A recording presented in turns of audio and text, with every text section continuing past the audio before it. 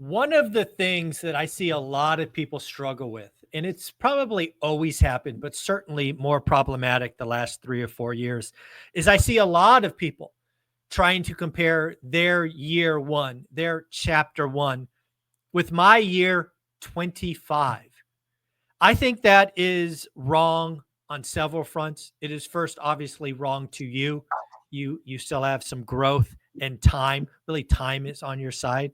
But also, it's also a little bit disrespectful to me, right? Having had 25 years and gone through it. So again, I think it is important to appreciate where you are, to get around new people and grow, but please stop comparing your year one with our year 25. Yep. Omar, you run a big business. You do lots of things. You've been doing it for decades. I assume it happens to you all the time. People come to you doing it for 6 months or 6 weeks, and they're like, why am I not as successful as you? Yeah, all the time. Can you hear me? Yep. Yep. Perfect.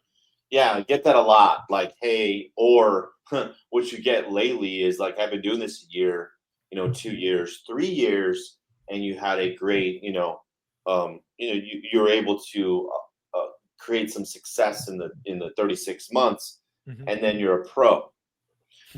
So, and then you get smashed because you thought that, everything that you were doing was just so perfect. But I'll tell you, like, with time comes a lot of wisdom, right? Mhm. Wisdom of what we just went through, wisdom of like what we know what's coming because we've already been there, right? And it's pretty crazy because someone like you've got about 5 years or 3 or 4 years on me based on in the business, right? And I still am learning even at this stage, and I'm learning from guys that have been in the game for 5 years because they had a different like start, Yeah. and it's just comparing is really shitty. Yeah. It's something you shouldn't do. I really wish people would stop comparing and just throw it out there. Also keeping up with the Joneses. There's a lot of things in this real estate game. And you're right. I learn from everyone, or at least I try to learn from everyone. The other thing that I think is really crazy, sometimes by investors it's called shiny objects. But when you look at the pros in the business, right, your peers, Omar, or people that want to be your peers, they also try to keep up with you. Oh, he's doing billboards, he's doing TV commercials, he's doing mailers, he's doing texting. And folks, you don't got the stroke yet. You don't got the systems, you don't got the infrastructure to do all of those things. And it's okay to admire, it's okay to learn, it's okay to track, but realize where you are and do the right thing for you. Yeah, good point. Because I'll tell you this, that people saw the billboard and they're like, "Hey, I want one too." I was like, "All right, Yeah. cool, go pay for it." 6 grand, 7 grand a month, cool for a Yoo-hoo. couple of billboards, nice. And then, but is that the only way that you're bringing in business? People Yes. don't see that it's like, is it a true direct? Like, hey, you're going to get a bunch of deals from it? No, no, it's top of mind awareness. They get my letter, then they get the postcard, then they get the radio ad, then they see this, and then they're like, oh, you know what, maybe now it's time to call Sell to Omar, or maybe now it's time to call 60-minute cash offer, or whatever that we're promoting, if that Yeah. makes sense. So it's like, No. maybe now it's time, but they don't see the six figures in 6 months that you're spending. Yeah. No, it's pretty wild. All right. I've seen a lot of people like you and Jason Pritchard. I see a lot of people try to copy you. And because what their Jason's mind the is. shit, man. Jason's Oh, badass. oh no, Yeah, he's crazy. So yeah, what I see people doing is they try to copy, like you and Jason are both givers, right? You give it all away. yeah. Now somebody will see what you're doing and they go, okay, great. I'm going to do that exact thing. They don't see the bigger picture. They don't see the systems. They don't ask any questions. And then they wonder why that $7,000 billboard didn't get any leads. It's because you have the billboard as another touch point, another Yes, reminder, not yes. the lead funnel, right? You're Correct, not blowing your entire marketing budget on a billboard. correct.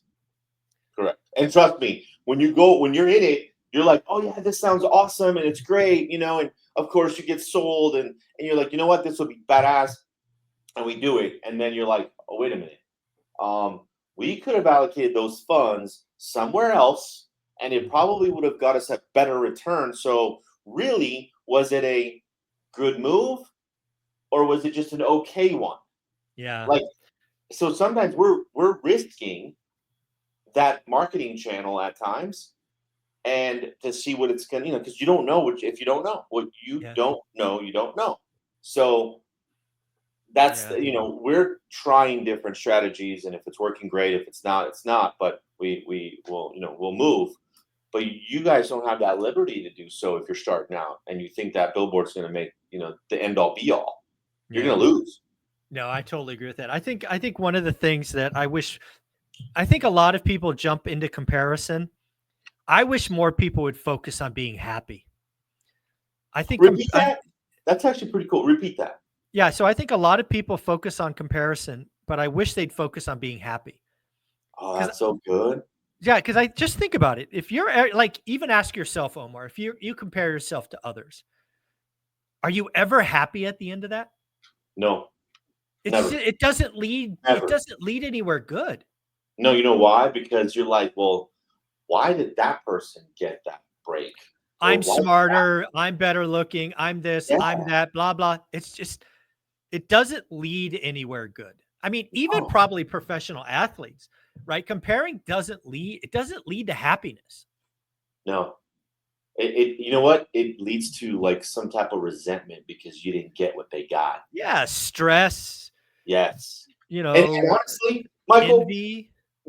full transparency, before, as I'm coming up in the real estate side of it, and I say this past tense, right? Because Mhm. I didn't have social going through the Yeah. process. Yeah, am I a little envious of people that are going through it now to have the access so simply and so quick than what we went through? 100%. 100%. My 20 years in or 22 years in is going to be different from someone starting 5 years ago, Oh yeah. 22 years later, right? Because they had a different playing field. Yeah. And honestly, sometimes you're like, hey, like, dang, dude, they have so much. But what's crazy is like they have so much opportunity, they don't know what to do with it. Yeah, it's almost too much, right? It's too much. We didn't have enough, so we had to go create phone books, door knocking, the original old school stuff, Yeah. scripts and dialogues. And Yeah. I'm not saying that they're not doing it now, but yeah, sometimes it's a little. You know what it is?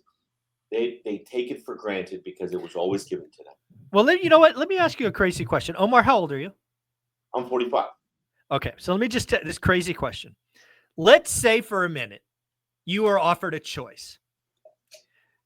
You can become 20 years old again. Okay.